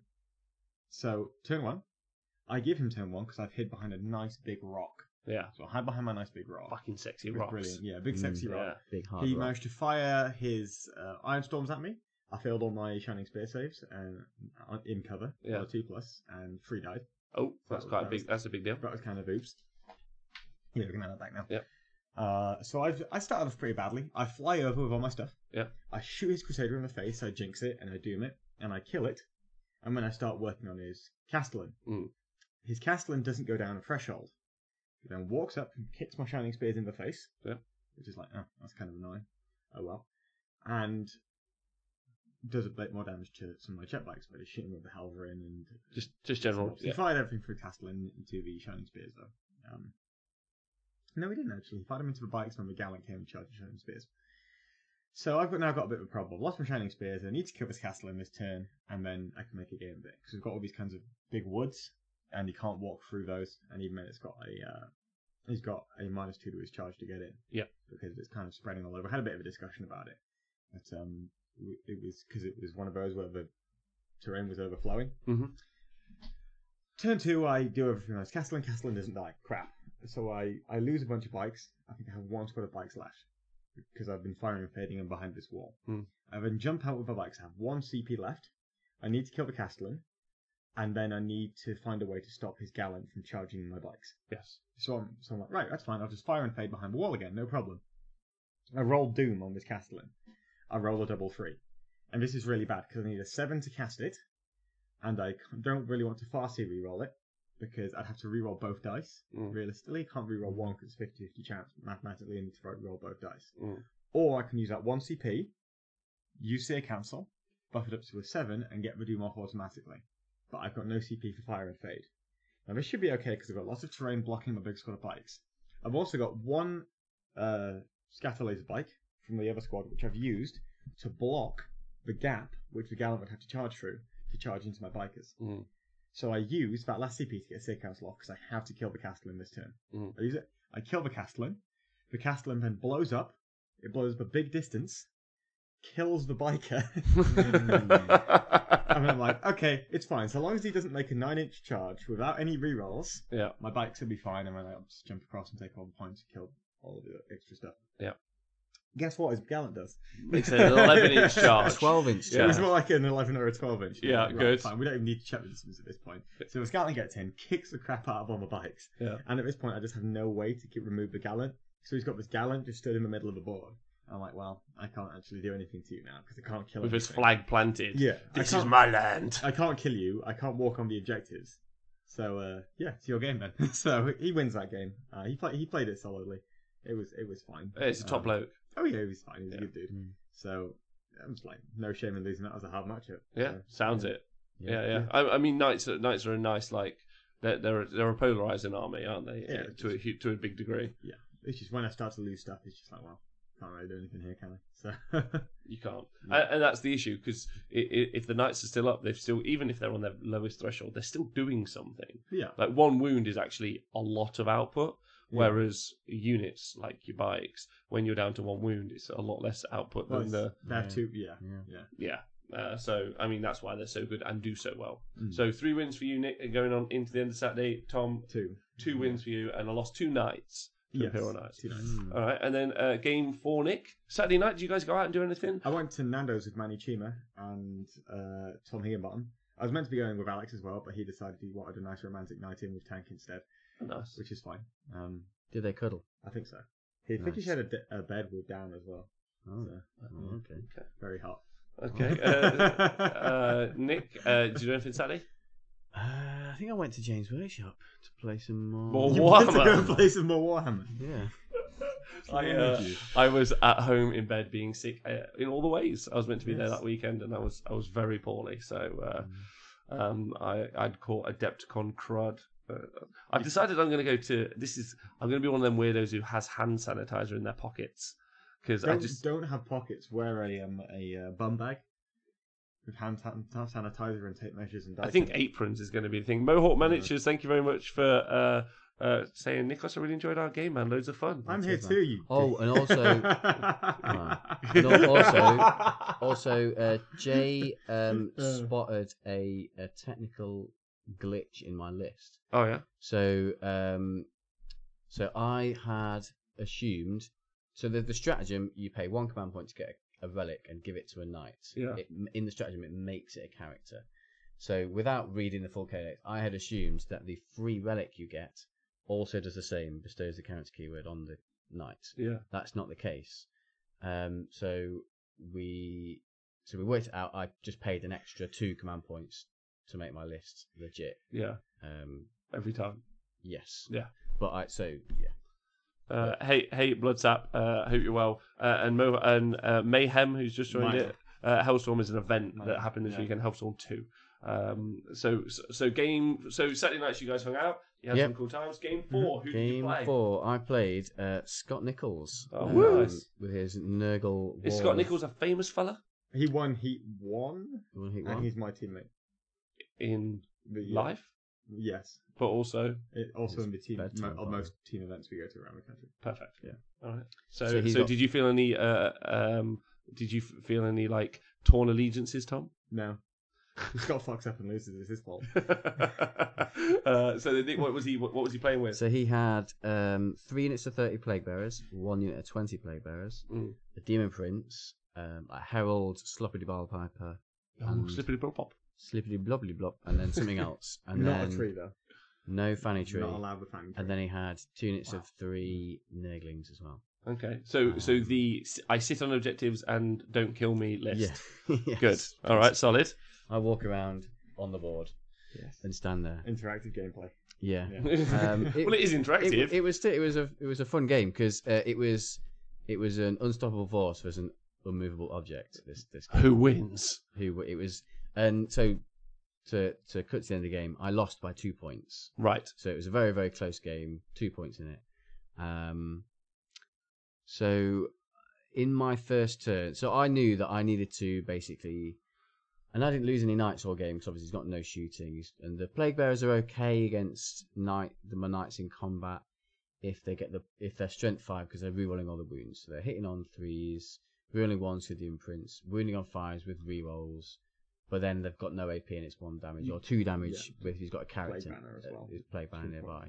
Yeah. So they've got a reasonable chance of doing damage against me. But so I sent forward at first my knight that had a 2+ armor save. Yeah. So even if they get really reliable wounds in them, I'm still tanking it on a 2+. So that was my leading knight pushing forward. And also I knew obviously because he's very tough and resilient, got big units. I needed to focus fire with everything on 1 unit, and that's basically what I did. So in my first turn, I think I got a little bit unlucky because there was 5 objectives on the board. He was holding 2 of them, his 1 and their central 1, and I had 2. and I thought if I can kill the central plague bearer unit, get him off that, I'll kill one, kill more, and then hold more as well. And then also once you get them off that center objective, they've almost got no way reliably of taking it back. Well, he could because he can just pile in and get objective secured. Right. Okay. So I had one opportunity to get the central one. Mm. So I shot loads of my Avenger Gatling cannons at them and flamers and everything, just everything on that unit.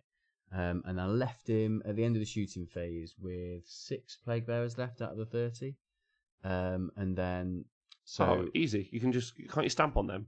Yeah, so I charged 2 knights in, thinking 24 attacks. 24 attacks, hitting on 3s, wounding on 2s. I've been on the receiving end of it. That'll kill 6 plague bearers. Well, it should do. The maths say yes. Yeah. But what was the result? We're hitting on 3s now, right? Because it's small. Yeah, so hitting on 3s as well. So 24 attacks, hitting on 3s, wounding on 2s. Yeah. 6 plague bearers dead. Easy. No problem. I mean, I had a third one third night I could have charged in. Why would you waste? That's overkill at that point. That's overkill. That's overkill. And being 40k players, we always make sure we put a good amount, but we don't overkill because we want to put the output somewhere else. Yeah, exactly. Okay, so you cleared them off.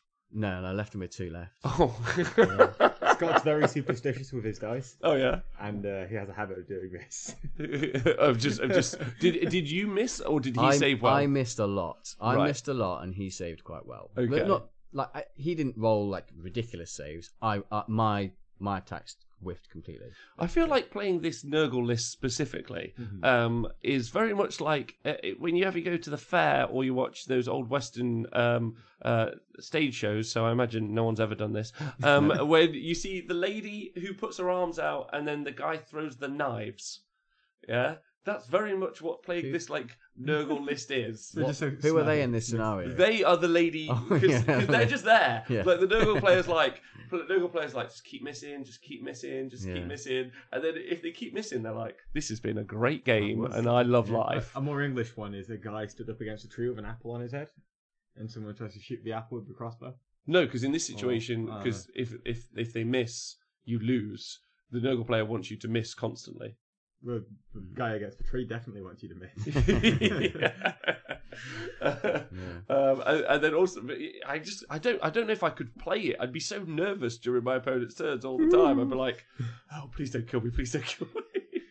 Well, they're like really the minus one to hit most of the time. You can get before vulnerable save, warp surge. It's all right. Yeah. I think I'd quite like to play that, but then bring maybe a voodoo doll of my opponent, and they just as they're rolling dice, just twist it, and stare at them. Just lob the dice off the table. It's like, well, they don't count now, bro. You missed. So you were a little bit disappointed by not killing them. I was a bit gutted to not kill those because that was a 3-point swing in my favour that I missed out on the first turn. Yeah, it was 2-point winning. It was a 2-point loss. So one of the interesting things about the secondaries that happened in this game, I chose his Demon Prince as the Kingslayer, so I could get 4 points if I killed the Demon Prince. So he basically hit the Demon Prince all game, and then in his last couple of turns flew him right into the back corner, so I could never get him. And that was bad for me. Obviously, I was missing out 4 points, but it was also quite good for me because I kind of chose the Demon Prince because I thought if he's going to kill me, he needs to probably needs the Demon Prince going into combat. So me choosing Kingslayer as Demon Prince I thought was a win-win for me because if he did throw it into combat, I can smash him back and hopefully get those points. But it turned out to be just a 4-point sink in points because he just ran away. Because you just didn't get it ever. I was never going to get there. Yeah. So I was never going to get through all his blocks.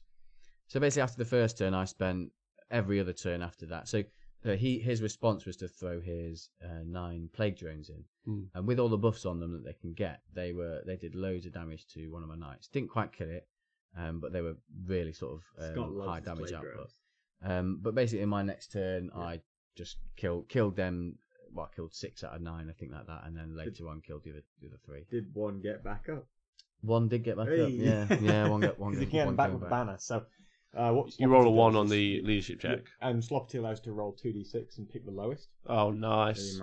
Okay, that's quite cool. It's a nice interaction. And also, that's another reason why I needed to focus on one unit. So if I spread my damage out, he's got more chance of getting. But you can't really be upset with. I mean, you can be upset with the dice that you didn't clear that unit out, but you made the right calls. But it's interesting. You said Kingmaker, you felt like you made. But then maybe he not like. Yeah, it's a tough one, right? In hindsight, it's always interesting. But I think what I should have done is chosen marked for death, and then just choose his plague bearer units.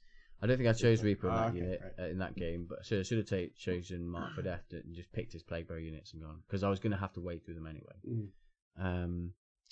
So Scott played it really well in terms of containing my knights, because he basically built a net of plague bearers. So he just stood around me because I can't. He's been playing this army a while though, right? Yeah. He's been a demon player as long as I've known him since 2013. So because I can retreat over infantry. So if I started my turn in combat with him, I could retreat over, get behind him, get his juicy characters at the back. But in all of his turns, he just stood in front of me, so I can't walk over him. So I was basically contained, shooting and fighting all the plague bearers, trying to wade through them. I killed 80 of them. Like a swampy marsh. Yeah, yeah. I killed 80 of them and the plague drones.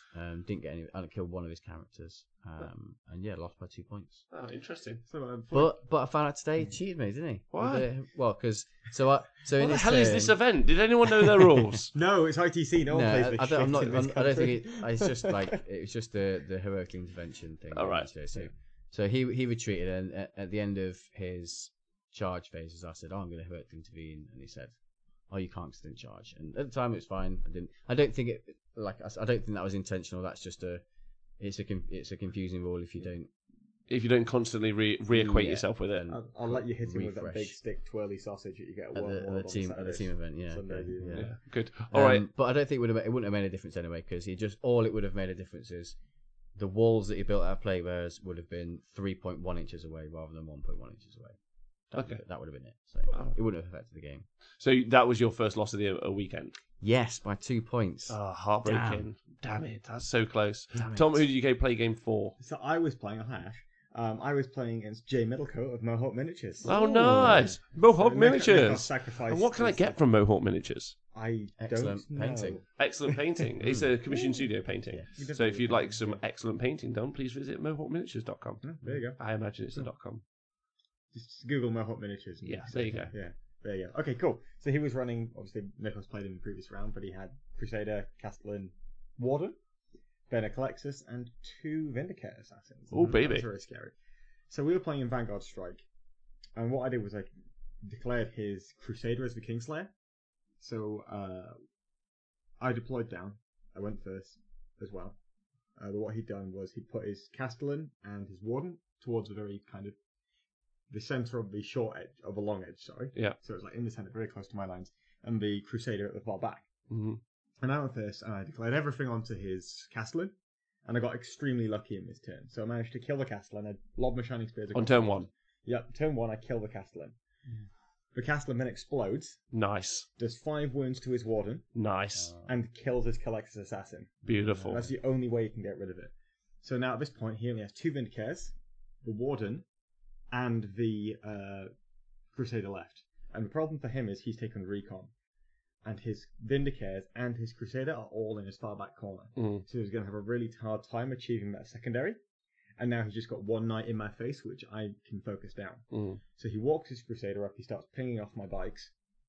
And I'm starting to run out of stuff, and the Reapers are getting shot.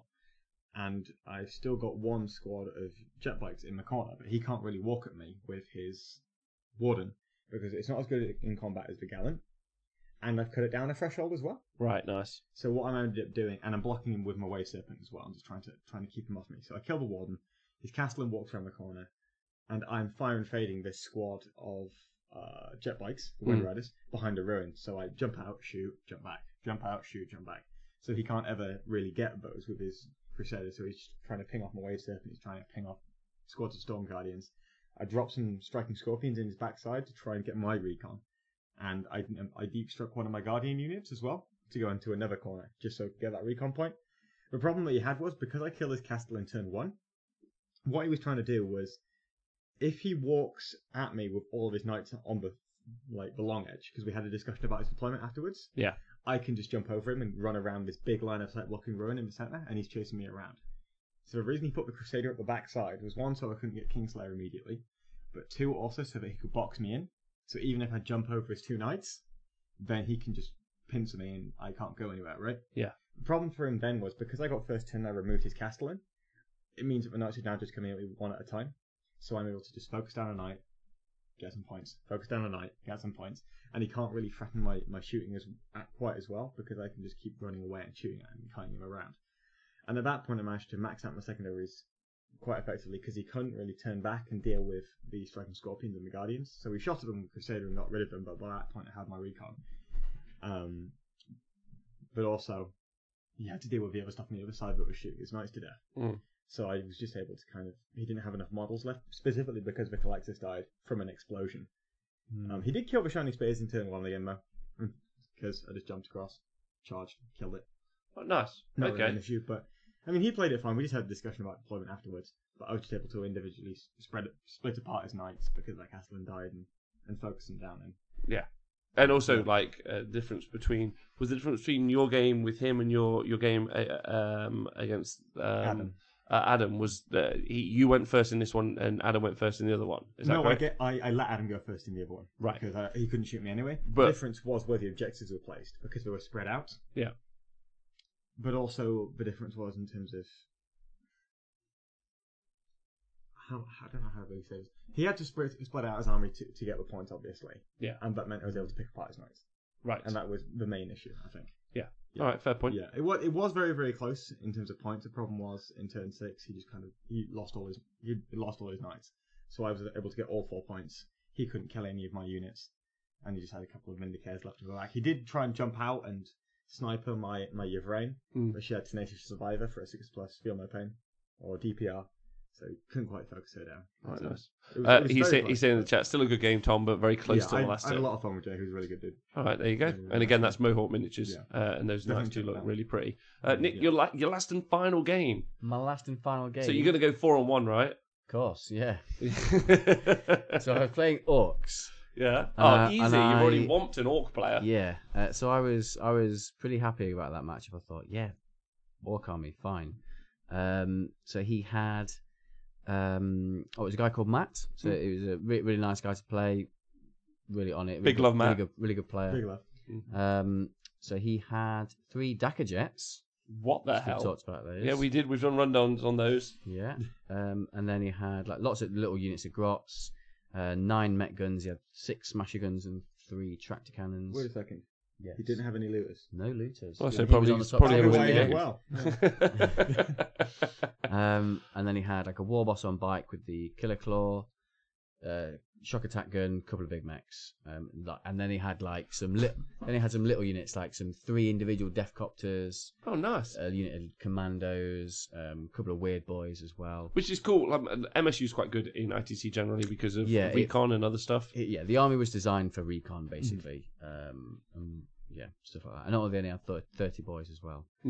So this game, I had all of my bad luck from the weekend poured into one half of the game, the first 2 turns. Oh, yeah, those are the worst 2 turns to have it. Yeah. So it started off with I was going first and then he seized, so that wasn't ideal. No. But whatever. Some would say that would be the end of the game. So he flew up a couple. Oh no! So it wasn't 3 Dakar jets. It was 2 Dakar jets and 1 WAS bomb. Ooh. So he flew those up in my face.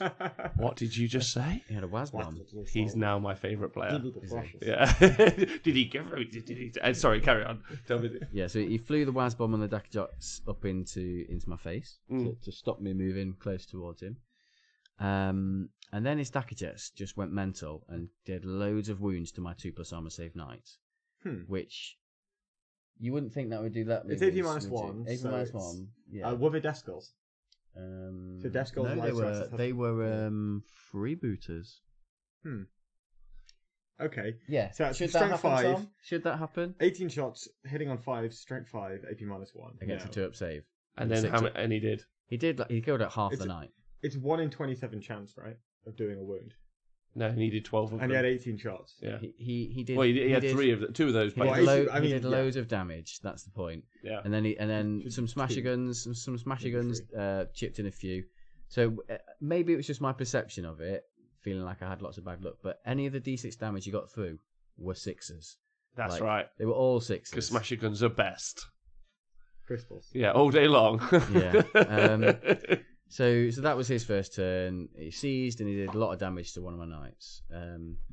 So I swapped out the injured knight to my backfield one. So my injured one went back, and the full one that I had at the back went forward. So they swapped places. My warlord ran into the middle, and my guy with fury ran up the left. And then my bad luck continued in my first turn, where 2 Avenger Gatling cannons. What's the maths on this, Tom? 2 Avenger Gatling cannons failed to kill 10 grots. One of them was fury as well. Oh, so you've got 14 shots, 12 shots. Yes. And then 6 extra hits. Yes, on 14 of them. And then 3's to hit, 2's to wound. But it doesn't matter about the maths. 2's to kill. It doesn't worry about the maths. How many did you kill? I left. You should have killed all of them. Is the maths? I killed 7. Yeah. And then he used his warbosh to bash heads to kill 2 of them, so one of them stayed alive. So that lost me. I killed another unit of 10, but that lost me my Reaper point for that. You turn. should kill 17 or 18 grots. Okay, well there you go. Well, Joe, he didn't kill that last grot, who's the bravest grot in the land. Yeah. He's just seen 7 of his friends smote, and then 2 of them run away. And then 2 of them cropped by a war boss. He's there like, come on!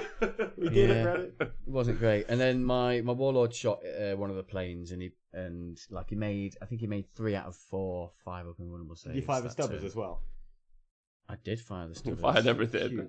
Just didn't get it done. And then in his turn 2, he did a bit more damage on the knights. Again, I think I was getting a bit unlucky. No. The only damage he got through were like high rolls, and the Daka Jets were still doing amazing somehow. Then in my turn 2, I just had a bit of an average game. I walked up a little bit, killed some units, got my points, and then. He did a clever thing in... Was it turn 2, that one? Yeah, so he did a clever thing in turn 2, which I didn't see coming. So his war boss failed a charge against my knight in the previous turn. Did you heroic intervene? No. So I did a load of damage on Overwatch. He had 2 wounds left. So I got greedy. I thought, right, I'll move up. I could shoot him, kill him, but I'll use my guns elsewhere, charge in, stomp him in combat, because that's the only combat I'm going to fight that Fair. turn. Yeah. Kill him in combat. So I killed him. But then he used his last 2 command points to fight on death when he's got the claw that's like, yeah. So he did like, I don't know, 9 damage to my knight from his war boss and dying. So that was a really good play from him. I don't know whether it was intentionally bait and knowing because it was his warlord point, because I had old school, so that gave me a point as well. I'm not sure if it was definitely 100% intentional play. Either way, it was a smart play and it caught me out. So that was nice to see. But then his turn 3 is where it all collapsed. So I had 3 half wounded knights. He killed 1. I used the Tyrannus stratagem on it. He killed my central one, which exploded and then did 6 mortal wounds to my knight. And then that allowed his Daka Jets to finish off that knight, so he had a few wounds left. So I lost. And then at the end of that phase, I failed my Tyrannus get up again, used a reroll, failed it again. So in that one turn, I went from having 4 knights to having 1. Yeah. So I had to play 4 turns with just my warlord. Who's the Styrics? Who's the Styrics? Yeah. So there it was a massive uphill struggle from there. I still felt in it because I had because I could get Reaper, because I could still hold an objective, kill more, get my Reaper points. Butcher's Bill, the one where you kill 2 units a turn. I forget which one it is. Yeah. Anyway, Yeah, Butcher's Bill. Yeah. So basically, the last 4 games was my warlord charging in, and it came down to his last turn. He shot his entire army, apart from 10 grots that were stood next to my knight. But the last Daka Jet did 3. So my knight had 3 wounds left. They got 3 wounds through my armor save. So I need to make 1 Tyrannus save. So 1 6 out of 3 dice for him to live on 1 wound. And then had he survived, that would have got me holding objective, line breaker, and then kill a unit probably. So a 3-point swing. So that would have been a 3-point swing. But he died on the last shot, and that meant I didn't get any of those points, and I lost by 2 points.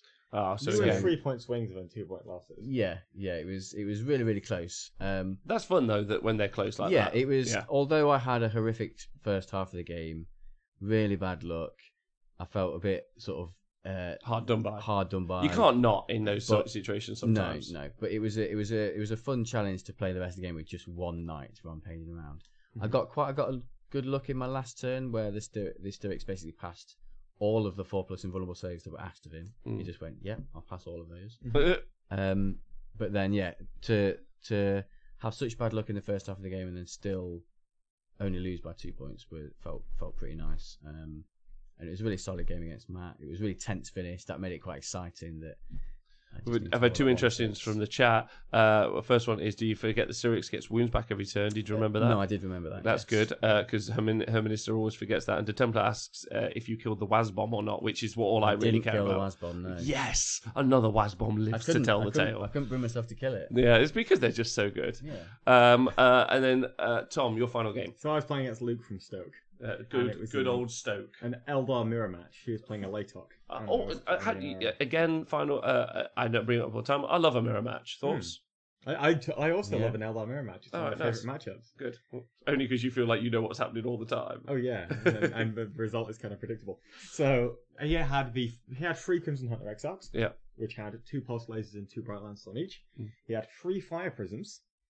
1 squad of big scatterbikes. I think fire prisms are still really good. Yeah, they're pretty good. And then he had all the psychers there. So he had a Farseer on a bike, Farseer on foot, and then he had a Warlock on bike as well. Shut up. Yeah, so he had No way. Yeah, I know. He took Doom. Shocker. He did. What? He took Doom, Fortune, Executioner, and Guide. He's at 4 psychic What a powers. madman. I know. He's playing out the box Yeah, there. he is. And then he had Jinx and Protect as well. Which is Wow. a shocker. That's sad. So I deploy in kind of a little corner. He deploys across his back line. We then roll off to who's going first, and I get it, which is very big. What, in 40k? I know, No way. very point. So we then have a discussion about who phantasms whose phantasm. Oh, right, Because nice. I want to phantasm, and he might phantasm if I phantasm. Yeah. So I phantasm, and I take my unit. Were you stuck in an infinite phantasm loop? So I take my phantasms, and I'm phantasming, and I put him in the center of my deployment zone. Did you find the whole situation phantastic? Phantasm, yeah.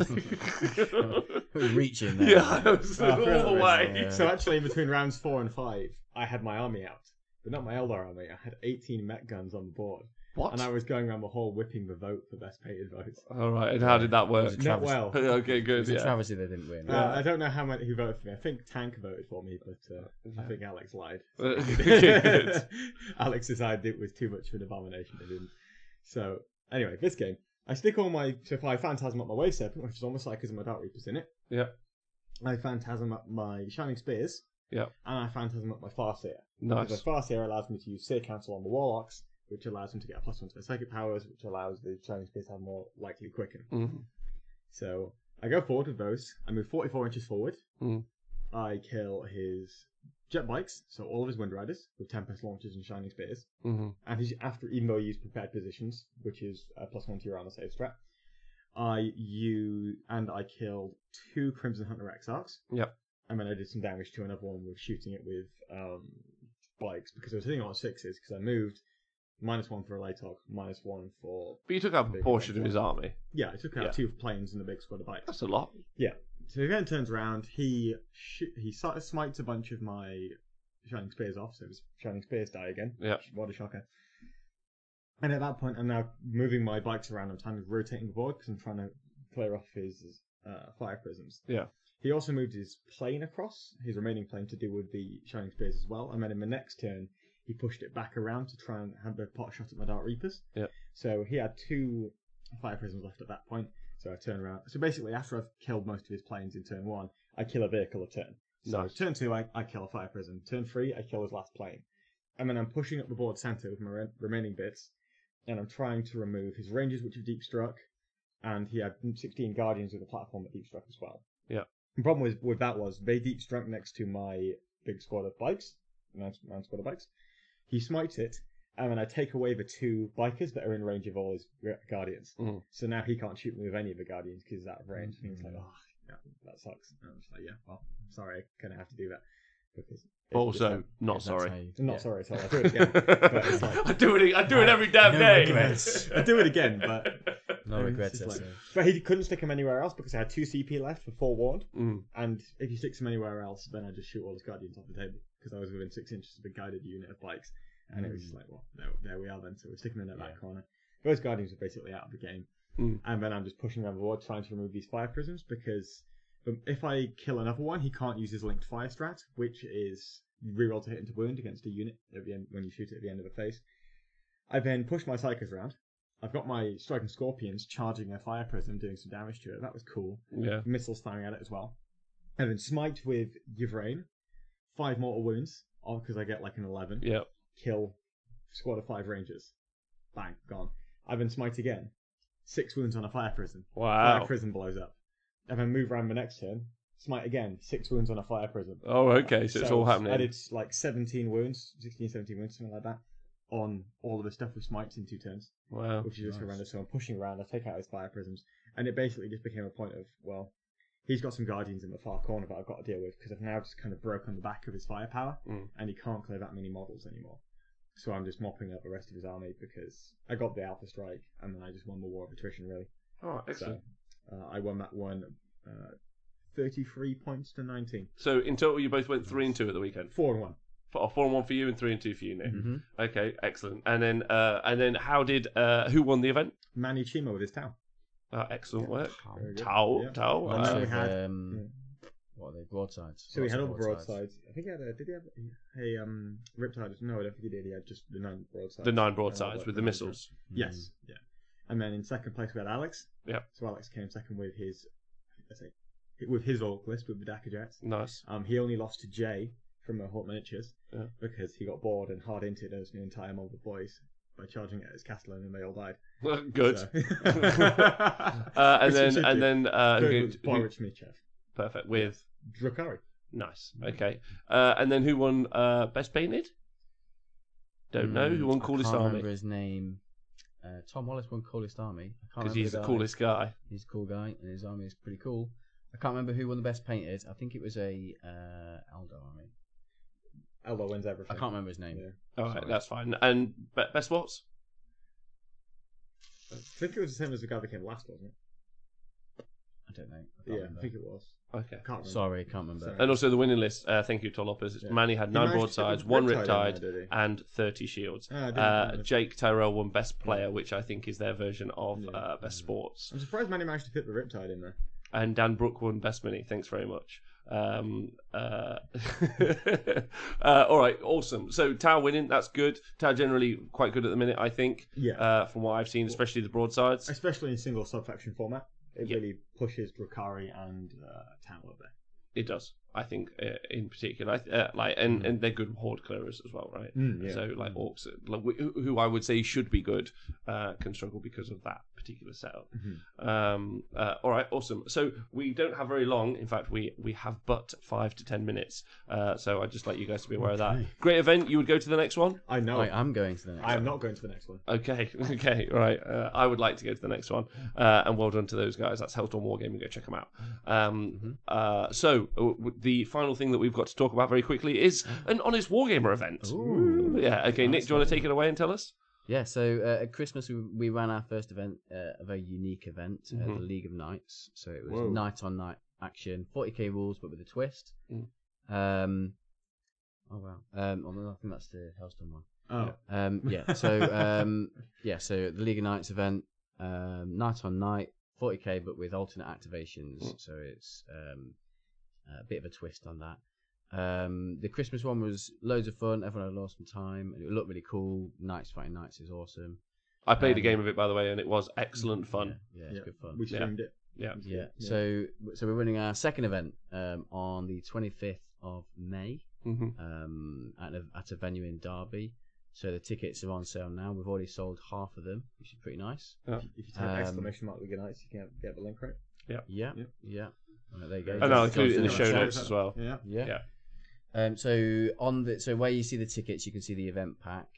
I'll probably, once I've finalised the rules pack, put that up there as well. Maybe we'll do a video at some point explaining the rules. We will. For people We will. We will. That's something I'm going to do. So yeah, like it's really fun. The alternate, the Hey SM battle reports, the alternating activation is actually really exciting as well mechanically. Because as I said several times in a jokey fashion, but 40k very much can almost always come down to who goes first. Not always. Not always. Sometimes it can make a big difference. I think it makes a big difference. I think it makes a almost game-changing difference most of the time. Yeah. And it's got specific scenarios designed for night fights as well. Yeah. To try and balance it as well. Or to make it more interactive. Yeah. To make it more interactive and to add some balance and fun. Hopefully the fun as well. I'm sure people who came last time will be glad to know that the capture the flag scenario is staying as it is and it's still in there as one of the 4 scenarios. Yeah, so that's another thing to say. So it's 4 games. So one day, 4 games. 4 games. Lunch is included. Snacks is also included in the ticket price. There's one of the benefits of the venue we've got this time is that parking is on site and free all day. Yeah, so that's a bigger venue. It's a brighter venue. Yeah, and it's cheaper standard as well. Yes, So we've reduced the ticket price to £25 as well. There you go. So I personally think obviously I'm running it. I think it's good value. Good value for your money. I think it is. And honestly, as someone who has nights, arguably one of those things. Nick, you might be able to quick anecdotally give us some sort of feedback on this.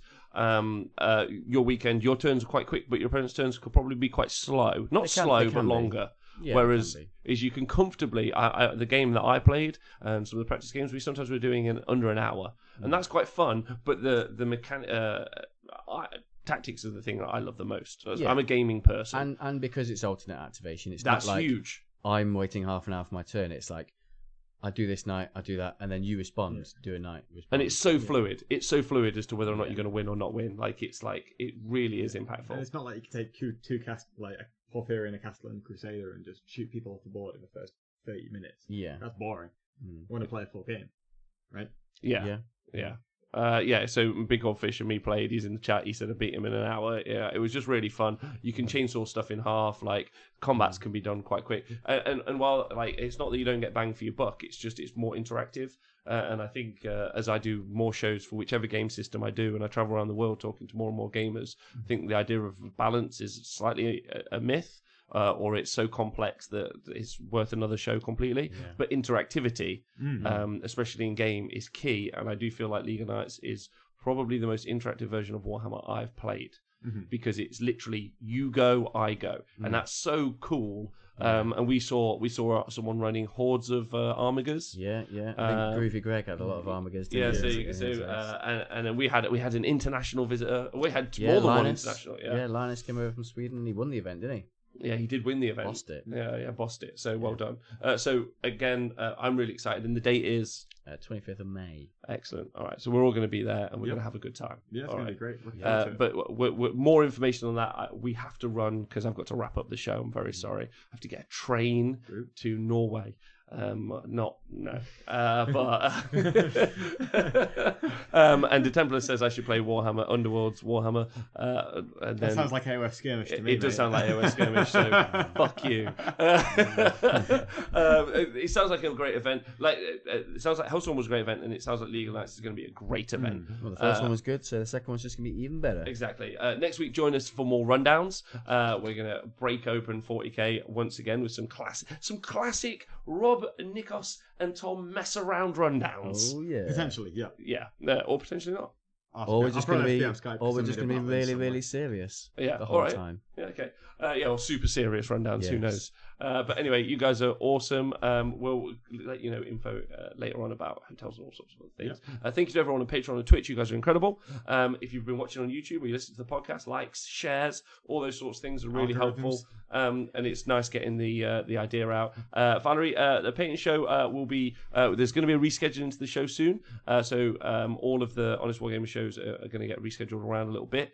But we're currently under conversations about that. But expect because we want to make better. We want better. Hopefully, you've seen from the graphics overlays, everything. It's all better. Yeah, it looked super cool actually. What? The Switch screen. Yeah, it's cool, the right? Bernie thing. Yeah, man. Well, let's do it now. Goodbye from me. And it's goodbye from me. And it's goodbye from him. Enjoy 40k.